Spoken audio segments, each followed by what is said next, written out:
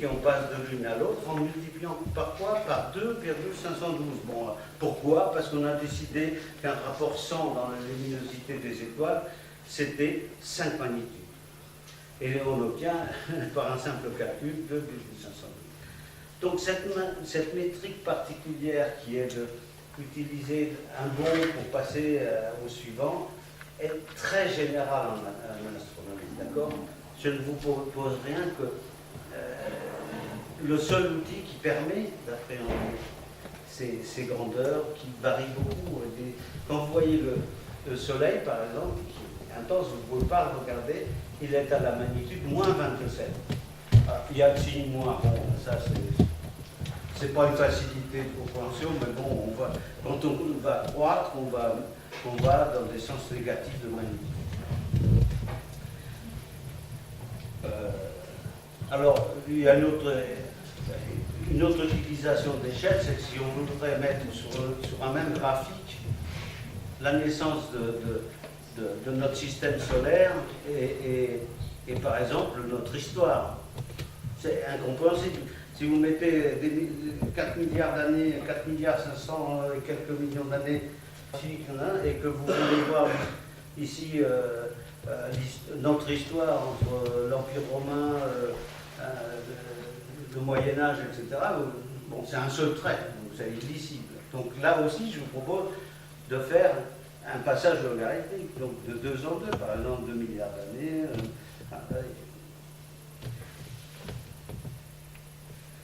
Bien. Alors, je vais passer un peu sur le jeu. Je suis aussi un astronome amateur, donc avant de vous parler de... donc ici, je vous montre quoi? Le transit de Mercure, c'était en 2003. Bon, voilà. Avec une lunette de 200 mm, Mercure est ici. Voilà, la planète Mercure qui passe devant le Soleil, qui est à 50 millions de kilomètres du Soleil. C'est un tout petit point. C'est quand même une planète plus petite que Vénus. Et ici, c'est une tache solaire. Tache solaire qui, si la Terre, on la met devant, ben, pratiquement, elle est plus grande que la Terre qui se poserait devant le Soleil. Voilà une autre éclipse. Alors, tout à l'heure, vous avez vu une magnifique éclipse avec un courant autour. Quand la Lune est trop loin, parce qu'elle ne reste pas à la même distance, donc elle fluctue à peu de distance, si elle est près et qu'elle cache le Soleil, là, elle cache bien, et donc vous voyez cette magnifique courant. Quand elle s'éloigne et qu'elle cache le Soleil, qu'il y a donc l'éclipse du Soleil, vous pouvez voir cet anneau qui est magnifique aussi, hein, c'est un anneau d'or. Alors, j'ai pris ça avec une petite lunette de 80 mm en Tunisie. Hein. C'est une éclipse de 2005. Et vous voyez ici, là, les montagnes lunaires quand même. Hein. Ça veut dire qu'elle a une bonne définition.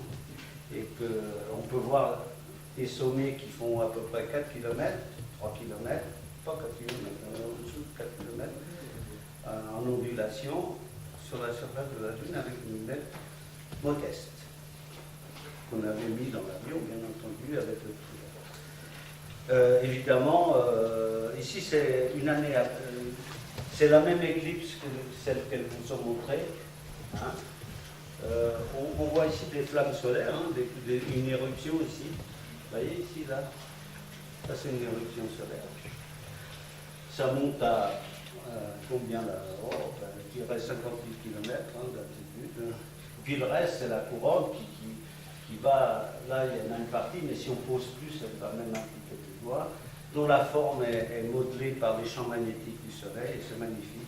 Donc on peut le voir quand on obture évidemment l'astre central, parce que alors que l'astre central, on peut poser un millième de seconde, ici il faut poser de l'ordre de la seconde. Enfin, il y a des rapports qui sont plus de 1000. Hein. Bon, ça c'est... Si vous pouvez jeter un coup d'œil aux Pléiades, c'est magnifique. Mais vous ne verrez pas ces lumières bleues qui sont des gaz qui sont irradiés par la lumière ultraviolette de ces étoiles énormes, qui sont des géantes bleues. Et vous les verrez comme des étoiles quasiment ordinaires, un peu bleutées quand même, parce qu'elles sont à haute température.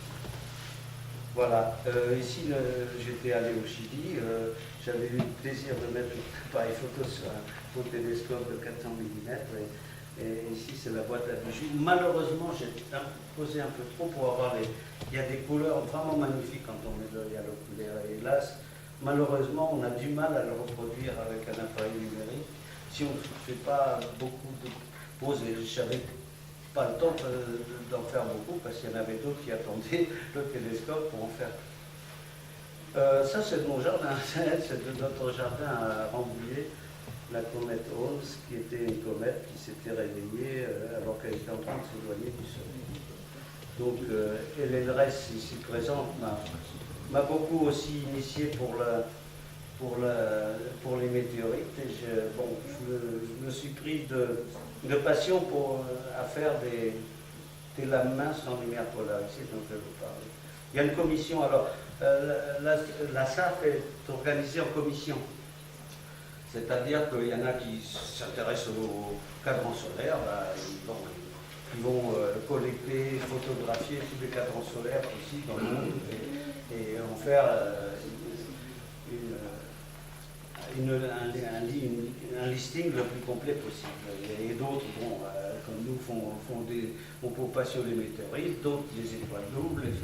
Ça permet effectivement à chacun d'être dans un domaine qui lui... Voilà. Et ça s'appelle des commissions.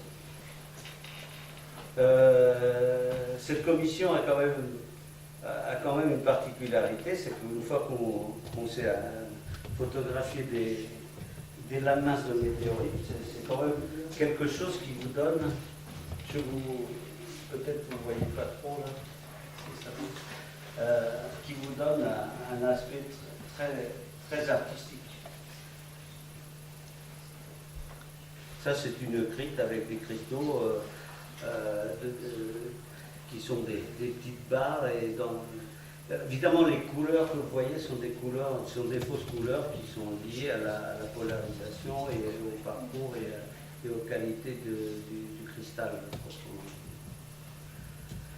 Alors, les météorites sont des fragments extraterrestres et leur histoire remonte à 4 milliards 567 millions d'années, plus ou moins. Actuellement, on a pu quand même... il faut revenir à comment peut-on avoir une telle précision sur ces objets. Vous savez qu'on est allé sur la Lune en 1969, on a posé le pied sur la Lune, et on a commencé par ramener, dès que possible, des pierres lunaires. Et à l'époque, pour faire une analyse, il fallait... on n'avait pas une analyse tellement précise et surtout très zonale de ces choses-là. Donc on a mis au point des sondes à électrons qui permettent de faire des analyses surtout isotopiques. Et les isotopes sont en fait des éléments chimiques mais dont la quantité de neutrons est variable et qui permettent d'avoir un petit peu comme l'ADN, puisque je me ramène à la biologie, et l'ADN donne des signatures qui sont caractéristiques d'un individu. Là aussi, les pourcentages isotopiques d'un échantillon sont très intéressants. Donc, là, je refais un peu d'histoire, c'est que ces météorites, pendant longtemps, on les voyait arriver, traverser le ciel, tomber dans un champ, par exemple. Les hommes de science ne voulaient pas accepter le fait qu'elles viennent de l'espace. Non, c'est des volcans qui envoient des pierres en l'air. Il a fallu quand même, au bout d'un certain moment, et d'une évidence, par exemple la météorite de la chute d'Elchisem qui a lieu, donc vous voyez, en 1492 en Alsace, a été interprétée politiquement comme un signe. Oui, on peut aller à la guerre. Donc ça n'a rien à voir avec la science. Et il a fallu un enquêteur scientifique, Jean-Baptiste Biot, qui a été diligenté pour reconnaître la chute de la météorite de l'Aigle. J'en ai pas amené un petit bout parce que j'en ai, grâce à Hélène, un petit morceau. C'est donc un morceau historique, puisqu'il a permis de dire, mais non, ça nous tournait. Il a fait un rapport et ça a été reconnu comme quelque chose qui vient de l'espace. Moralité, l'homme est plus réceptif au discours d'illuminé. Tiens, bientôt la Terre. Il y en a qui annoncent sur Internet que la Terre, c'est la fin du monde bientôt. Hein. On l'a déjà fait. Quand vous commencez à avoir un âge comme moi, on l'a déjà fait plusieurs fois. C'est tout ce qu'on l'a vu. Bon, heureusement, il ne s'est rien passé. Hein. Ne vous inquiétez pas. Georges, je peux dire un petit mot, s'il te plaît? Oui, Hélène. La chute de l'aigle, c'est composé de 3000 pierres. Oui, sinon alors c'était difficile de nier. Il y a eu des centaines et des centaines de témoignages, et à l'aigle même, on a récolté 3000 pierres. Voilà. D'autres un petit bout que j'ai chez moi. Même je l'ai amené ici. Je fais quelque chose dimanche, si vous voulez voir, ça sera avec plaisir. Alors, bon, on va faire un petit peu plus sérieux. Les météorites, elles sont porteuses des phases présolaires, c'est-à-dire que, en fait, quand le système solaire s'est formé, c'est les premiers condensats de matériaux, et elles ont inclus le nuage primordial dont on va parler. Et donc, elles nous donnent la signature des étoiles, et on va parler des supernovas, qui ont fait que, soit par leur onde de choc, plus leur matériel injecté, est présent dans les météorites. Et c'est pour ça qu'elles sont des livres sur la lecture de l'histoire du système solaire, que l'on a par ailleurs, évidemment, par la connaissance, par exemple, de la nature de la couronne solaire, etc. Évidemment, les météorites ne sont pas les seuls renseignements que nous ayons, mais elles sont très importantes. Donc, elles furent le témoin privilégié, bien sûr, comportement. Alors, oui, ce qu'on peut dire aussi, c'est qu'elles comportent des molécules organiques, y compris qui peuvent les faire soupçonner d'être arrivés dans un océan primitif de la Terre et d'avoir permis à l'éclosion de la vie. Donc, c'est pour ça que je les trouve très importantes. Elles ont beaucoup de facettes. Et ce sont les seuls échantillons des astéroïdes, effectivement, on n'est pas allé à en chercher, et pour l'instant, elles nous parviennent,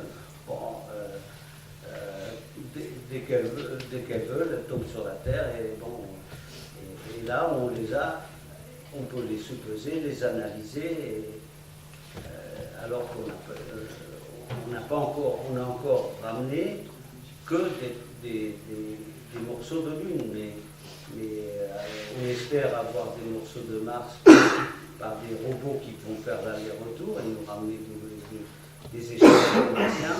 Et pour l'instant, on n'a pas autre chose que les météorites pour nous donner effectivement quelque chose de consistant.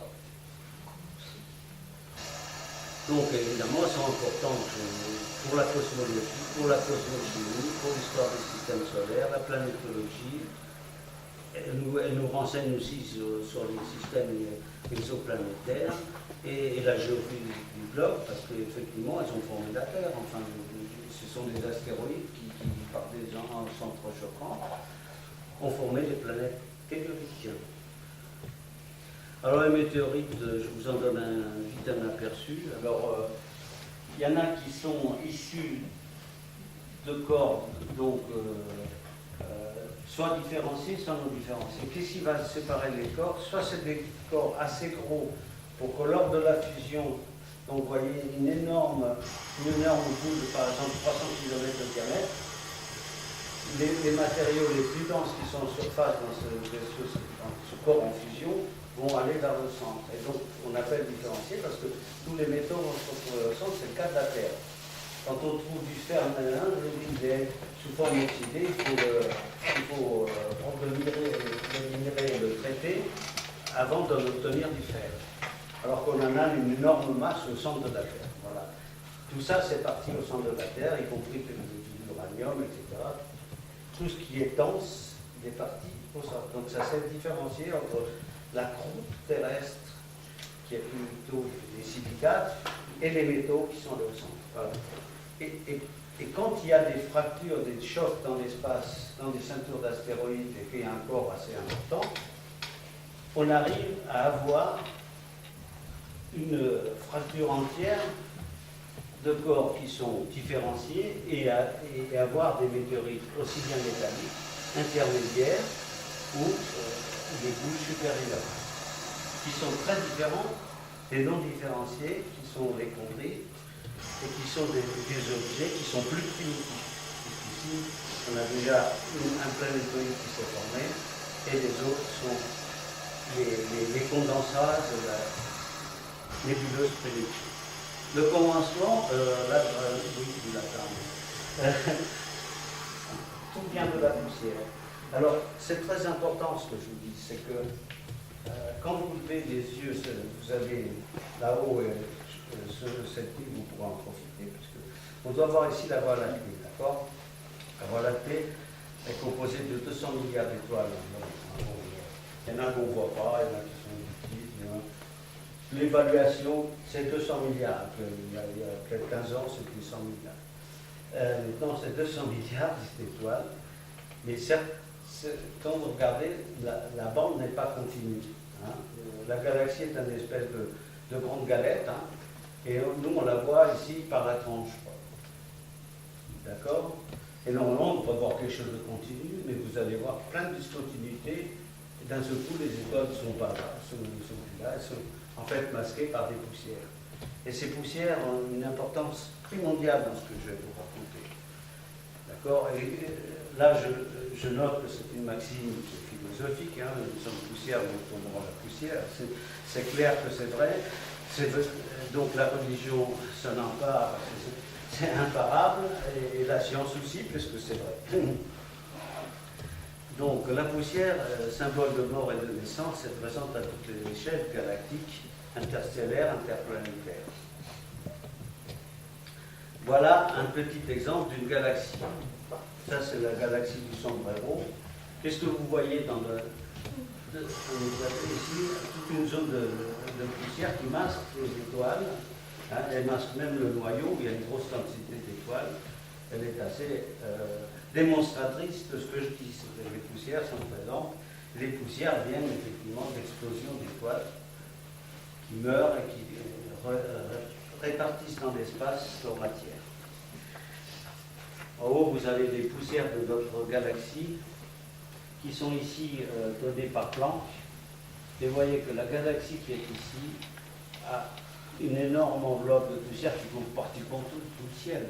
Parce que ici, c'est tout le ciel, cet ovale est une représentation de tout le ciel analysé par Planck dans toute la sphère. Hein. Et donc, vous voyez qu'il y a très peu de régions qui n'ont pas de poussière.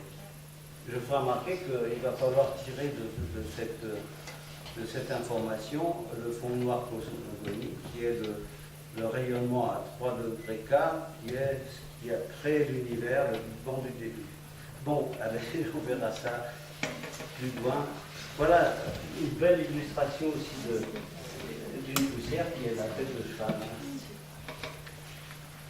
Donc, à l'échelle interstellaire, tout à l'heure, je vous ai montré une galaxie. Donc, vous voyez, la poussière est répartie partout dans la galaxie, surtout là, c'était sur la bande équatoriale. Là, c'est au niveau stellaire. Mais